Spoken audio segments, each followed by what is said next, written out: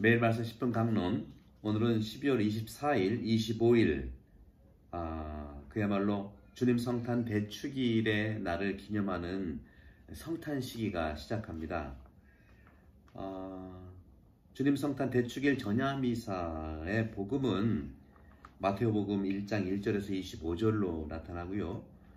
또 주님 성탄 대축일 밤미사 25일이지만 보통 저녁 미사를 하고 있죠. 우리 본당도 9시, 저녁 9시에 하게 되었습니다. 이 주님 성탄 대축일 밤미사는 루카복음이죠. 루카복음 2장 1절에서 14절을 미사에 봉헌하고 있습니다. 그리고 주님 성탄 대축일 새벽미사, 새벽미사는 또 역시 루카복음 우리가 연결해서 볼 수 있는 2장 15절에서 20절입니다. 그리고 주님 성탄 대축일 낮미사는요, 요한복음입니다. 요한복음 1장 1절에서 18절입니다. 이와 같이 여러 대의 미사가 있는데 저는 매번 이렇게 하기보다는 중심이 되는 밤미사 있죠. 밤미사 12월 25일이 되겠습니다만은 숫자로는 12월 24일 밤이 되겠죠. 9시, 우리 보통 9시 미사를 봉헌하고 있는 그 미사의 복음을 여러분 중심으로 해서 말씀드리겠습니다. 루카복음 2장 1절에서 14절입니다. 그 무렵 아우구스투스 황제에게서 칙령이 내려 온 세상에 호적 등록을 하게 되었다. 이 첫 번째 호적 등록은 퀴리니우스가 시리아 총독으로 있을 때에 실시되었다. 그래서 모두 호적 등록을 하러 저마다 자기 본향으로 갔다. 요셉도 갈릴레아 지방 나자렛 고을을 떠나 유다 지방 베틀레헴이라고 불리는 다윗 고을로 올라갔다. 그가 다윗 집안의 자손이었기 때문이다. 그는 자기와 약혼한 마리아와 함께 호적 등록을 하러 갔는데 마리아는 임신 중이었다. 그들이 거기에 머무르는 동안 마리아는 해산날이 되어 첫 아들을 낳았다. 그들은 아기를 포대기에 싸서 구유에 누였다. 여간에는 그들이 들어갈 자리가 없었던 것이다. 그 고장에는 들에 살면서 밤에도 양떼를 지키는 목자들이 있었다. 그런데 주님의 천사가 다가오고 주님의 영광이 그 목자들의 둘레를 비추었다. 그들이 몹시 두려워하였다. 그러자 천사가 그들에게 말하였다. 두려워하지 마라. 보라, 나는 온 백성에게 큰 기쁨이 될 소식을 너희에게 전한다. 오늘 너희를 위하여 다윗 고을에서 구원자가 태어나셨으니 주 그리스도이시다. 너희는 포대기에 쌓여 구유에 누워있는 아기를 보게 될 터인데 그것이 너희를 위한 표징이다. 그때 갑자기 그 천사 곁에 수많은 하늘의 군대가 나타나 하느님을 이렇게 찬미하였다. 지극히 높은 곳에서는 하느님께 영광, 땅에서는 그분 마음에 드는 사람들에게 평화. 주님의 말씀입니다. 그리스도님 찬미합니다. 네, 성탄 대축일 밤미사의 복음을 읽었습니다마는 새벽 24일 날 전야미사 때도요, 마태오복음이 읽혀지고 있죠. 족보에 대한 겁니다. 마태오의 족보는 크리스마스 바로 전야 미사 복음에 있고요. 이 마태오 족보 1장 1절부터 나오는 이 족보는 어떤 것을 우리에게 제시해 주냐면 예수님이야말로 참으로 거룩한 역사, 지나간 거룩한 역사를 향한 종합적인 그러한 회상을, 기억을 담고 있는 겁니다. 세상의 시작부터 끝에 이르기까지 이 역사야말로 세대와 세대를 통해서 내려오는 남자와 여자에 의해서 삶이 이루어진 역사를 말하는 것이죠. 어떤 점에서 요셉과 마리아는요, 바로 그러한 길을 보여주고 있는 겁니다. 하느님의 길을, 구체적으로 예수 그리스도의 탄생을 통해서 시작과 마침의 그 중심에서 그 길을 보여주고 있는데 그 길이란 어떤 것일까요? 바로 그 길이라는 것은 우리 모든 각자 우리의 성소죠. 우리 성소에 응답하는 그 길에 부르심을 하셨고 그 성소의 길에 따라서 모든 백성들은 참으로 특별한 하느님의 은총의 삶을 살도록 불리움받은 그 길, 그 일반적인 길의 개요를 우리에게 보여주고 그 길의 개요를 통해서 아우트라인이죠. 그 아우트라인을 통해서 그것에 의해서 따라야 되는 그 길을 마리아와 요셉은 보여주는 겁니다. 마리아와 요셉이야말로 당신이 살았던 그 길이 바로 하느님께서 제시해 준 길이고 우리가 성탄이라고 하는 것은 기쁨의 성탄, 우리를 구원해 줄 구원자의 성탄이고 구체적으로 마리아와 요셉의 삶의 길을 통해서 예수님을 따라가는 그 기쁨의 성탄이라고 볼 수 있겠습니다. 그렇기 때문에 우리는 우리 스스로를 어떠한 방식으로든지 예수님의 조상 한 분 한 분 안에서 우리는 사실은 알아차려야 되고 우리 자신들을 그런 점에서는 바로 족보 안에 많이 언급되어 있는 사람들이 결코 거룩한 사람이 있는 게 아니에요. 죄인들도 거기에 들어와 있고요. 또 역사 안에서 주님의 뜻을 따랐던 사람도 들어가 있습니다.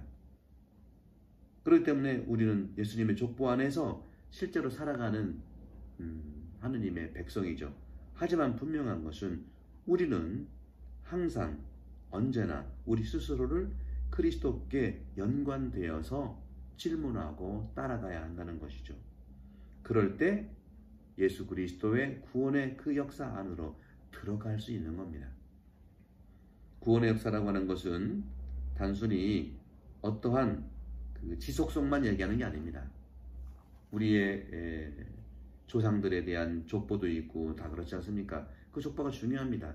그 지속성만이 중요하지만 그 족보 안에서만의 의미 있는 것이 아니죠.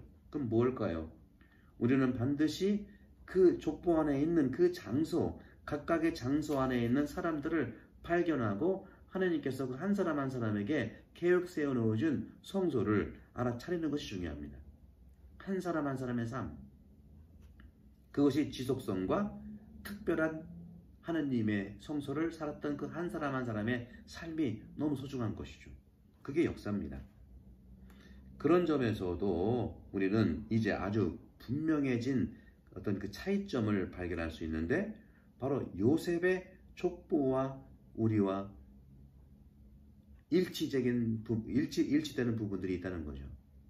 그 부분들이 실제로는 지금 현실과 실제로 많이 차이는 나지만 그 정신과 그 의도와 의미는 오늘날에도 똑같다는 것이죠.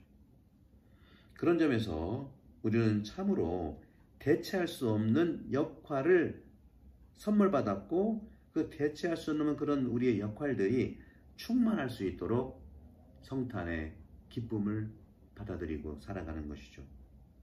사랑하는 형제 자매 여러분, 바로 그 길을 살아가는 데 있어서 하느님께서는 우리 모든 사람들을 기다려 주십니다. 다그치지 않으시죠. 기다려 주세요. 어떻게 기다릴까요? 바로 우리에게 말씀해 주시는 것을 우리가 살도록. 그럼 누가 말씀해 줄까요? 천사가 말하는 게 아니에요.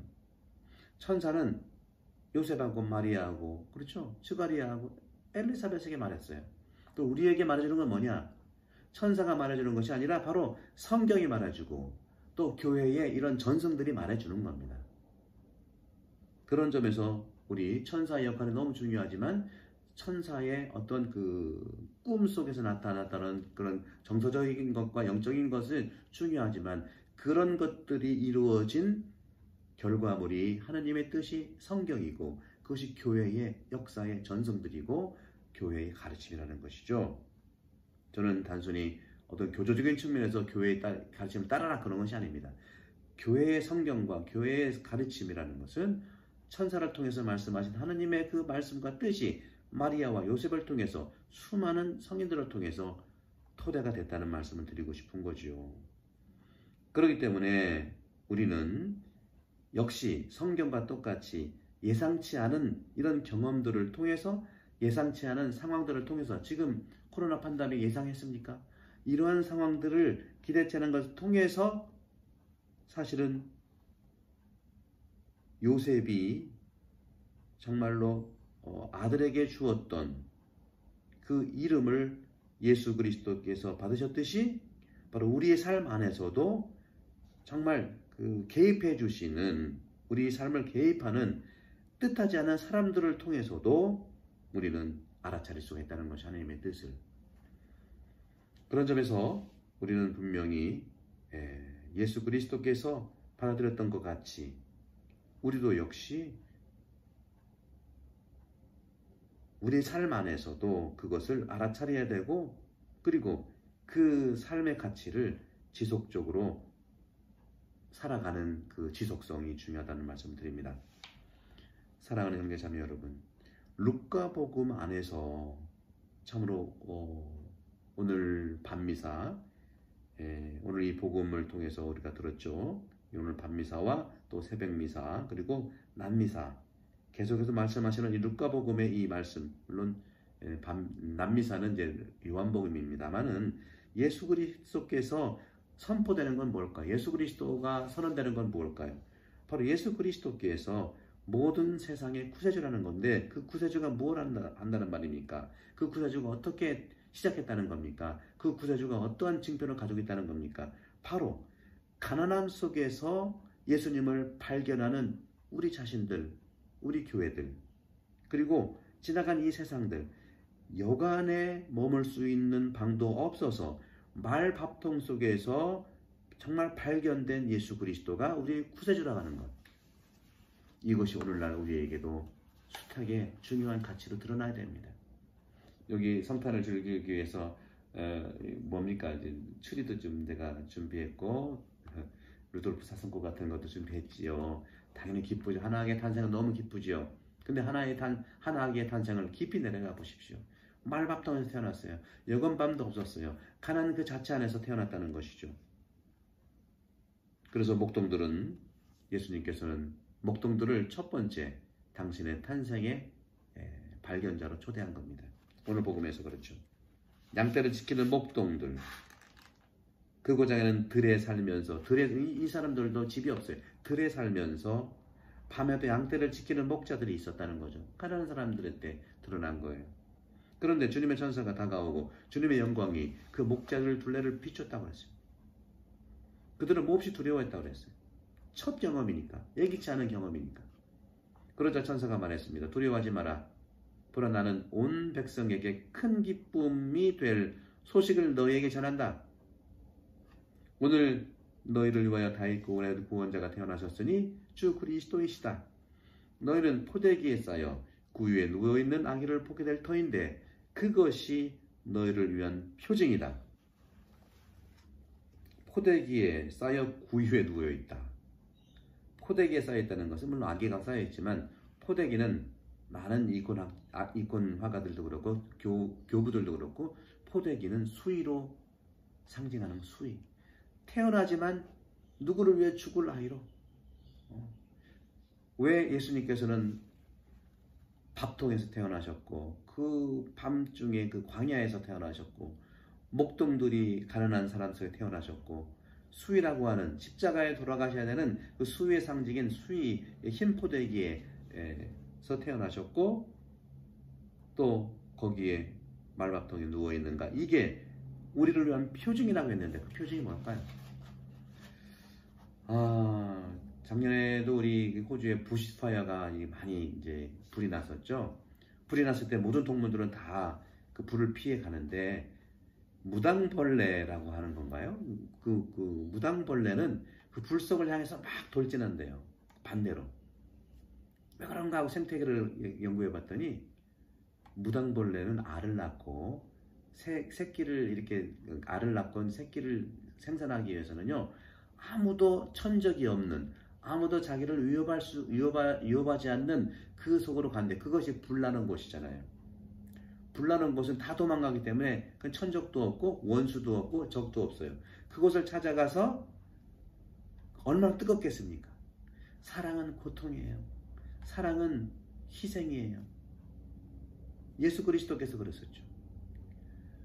우리 모두를 살리기 위해 십자가에 돌아가셨다고 하는 것은 우리를 우리의 적이 되는 것을 다 해결해 주시고 우리가 다시 태어날 수 있도록 하는 것이죠. 광야라는 것과 바로 그 포대기라고 하는 것, 말밥통이라는 것, 여관통이 없다고 하는 것도 아무도 그곳에 오지 않는 적도 없고요. 그렇죠? 또 뭡니까? 원수도 없고요. 그렇죠? 오직 뭐만 있어요? 추위만 있을 뿐이고 배고픔만 있을 뿐이고 고통만 있을 뿐이고 그렇죠? 그 고통 속에 누가 오겠습니까? 그 고통을 감내하는 게 그 감내하는 사랑으로 인해서 무당벌레가 뜨거운 100도 이상의 열을 감수하면서 새끼를 낳는 사랑, 예수 그리스도의 십자가의 사랑이죠. 또 펭귄도 그렇대요. 펭귄도. 그래서 이 동물들을 잘 연구해 보면 그 예수 그리스도의 이러한 그 사랑이라고 하는 것은 금방 이해될 수 있겠더라고요. 자기의 추운 곳에서, 펭귄도 그렇대요. 새끼들은 다 이제 따뜻한 곳에 사는데 어미 그걸 황금 펭귄이라고 하나? 그 펭귄은 그 추위에 40도 되는 곳으로 간대요. 왜? 그곳에서는 또 아무도 자기 새끼를 해코지할 대상들이 없기 때문에, 잡아먹는 사람이, 먹는 동물이 없기 때문에, 안전한 곳이기 때문에 거기가 새끼를 낳는데요. 40도의 얼음 속에서 사랑은 드러나고 있고 100도의 뜨거움 속에서 생명을 살리는 사랑이 들어가 있는데, 바로 예수님의 십자가가 그런 것이고 말밥통에 태어난 성탄의 의미가 바로 그런 것이지 않겠습니까? 이것이 우리 모든 부모님들은 그렇게 살아셨습니다. 이곳에 오셔서 정말 자녀를 잘 키우기 위해서 보호하는 그런 삶이죠. 지극히 높은 곳에서는 하나님께 영광, 땅에서는 그분 마음에 드는 사람들에게 평화. 사랑하는 형제 자매 여러분, 우리 모두 이 성탄의 이 신비를 잘 지내면서 우리가 나눌 수 있는 만큼을 가난한 사람 나눴으면 좋겠어요. 우리 호주에는요, 빈센시오 아바올로라고 하는 이런 전문적인 가난한 사람을 돕는 수도단체도 있고, 비니스가 이제 그런 거거든요. 일상적으로 우리가 옷가지들도 나눌 수 있고, 또 우리가 작은 성탄절에 정말 가볍게 그들과 나눌 수 있는 것들을 갖다 놓으면 수고해가지고 우리 그들로 보낼 수 있어요. 네, 이런 부분들도 우리가 한번 전개해 볼 필요가 있겠다는 말씀들을 스스로 자발적으로 하는 것이죠. 그런 점에서 마지막으로 오늘 성탄절이기 때문에 25일 밤미사와 낮미사와 같이 곁들여서 이렇게 말씀을 드리면, 이 크리스마스 전례를 전반적으로 통해서 보면은요, 강하게 드러나는 주제가 뭐라면 두 개예요. 빛과 어둠이라는 주제입니다. 따라서 성탄 25일 밤 낮미사도 복음을 보면은 25일 낮미사죠. 거기에 보면은 낮미사죠. 마태복음, 요한복음 1장 1절에서 18절인데 거기에 이렇게 나오죠. 한 처음에 말씀이 계셨다. 그리고 그 빛이, 다시 말하면 그분 안에 생명이 있었으니 그 생명은 사람들의 빛이었다. 그 빛이 어둠 속에서 비치고 있지만 어둠은 그를 깨닫지 못하였다. 어둠이 그를 깨닫지 못했다는 것은 어둠이 빛을 이길 수 없다는 겁니다. 그렇다는 거죠. 뭘 알아야 이기는 거 아니에요? 깨닫지 못했는데 이기겠어요? 그런 점에서 이 성탄절의 전례에서 강력한 중요한 주제는 빛과 어둠이라는 주제죠. 바로 그 미사에서 말씀드리고 싶은 것은 제1독서, 낮미사 제1독서죠. 제1독서의 이사야 예언서의 말인데 52장 7절에 10절인데 이런 말씀을 하고 있죠. 얼마나 아름다운가, 산 위에서 서서 기쁜 소식을 전하는 이의 저 발, 평화를 선포하고 기쁜 소식을 전하며 구원을 선포하는 너희 하느님은 임금님이시다 하는 거고요. 그리고 오늘 복음에서도 역시 낮미사뿐만 전야미사, 밤미사도 이런 이사에서 9장 1절에서 6절, 어둠 속을 걷는 백성이 큰 빛을 봅니다. 암흑의 땅에 사는 이들에게 빛이 비칩니다. 빛과 어둠에 대한 것이 일관성이 나와요. 25일 밤미사와 25일 낮미사가 그렇습니다. 그래서 이런 관점에서 우리가 듣고 있는 이 성탄 대축일의 난미사와 밤미사 안에서 복음을 통해서 볼 때 바로 크리스마스를 즐기는 모든 우리 그리스도인들에게도 이 빛이라고 하는 개념이 굉장히 중요합니다. 빛은 생명이고요. 빛은 바로 또 한편의 의미에서 인격이에요. 여러분들, 나를 빛으로 생각하시고 상대방도 빛으로 생각하세요. 인격이에요. 그러니까 그 인격 앞에서 말도 인격체로서 빛을 받아서 그렇죠? 행동도 그렇습니다. 그렇기 때문에 예수 그리스도의 삶 안에서 이 모든 어두움은 극복해낼 수 있습니다. 바로 예수 그리스도야말로 빛의 충만함이라는 것이죠. 그래서 창세기에도 빛이 생겨라 하고 시작하는 것이죠. 그런 관점에서 하느님께서는 우리들 각자에게 늘 선물로 주시는 그 빛, 그리고 예수 그리스도의 몸으로서 우리는 늘 우리의 삶 안에서 예수 그리스도의 몸과 하나가 된다고 하는 그러한 믿음이 선포되는 것이죠. 그렇기 때문에 항상 그 빛은 우리를 강력하게 비추어 주시고 희망으로 이끌어 주십니다. 그런 점에서 사랑하는 형제자매 여러분, 이 성탄은 그리스도의 빛을 증언한 세례자 요한처럼 그리스도의 빛으로서 살아갈 수 있도록 그리스도를 증거하는, 그래서 우리도 하나의 작은 빛이 돼서 어려운 이웃들에게 비춰주고 힘든 분들에게 좋은 말씀을 해주시고 그리고 말이 좀 격한 사람들에게도 빛을 비추어줘서 어둠에서 환하게 빛나는 변화의 선물이 되기를 강력히 기도하겠습니다. 성부와 성자와 성령께서 여러분 모두를 강복합니다. 메리 크리스마스, 해피 뉴 이어. 감사합니다. 또 뵙겠습니다.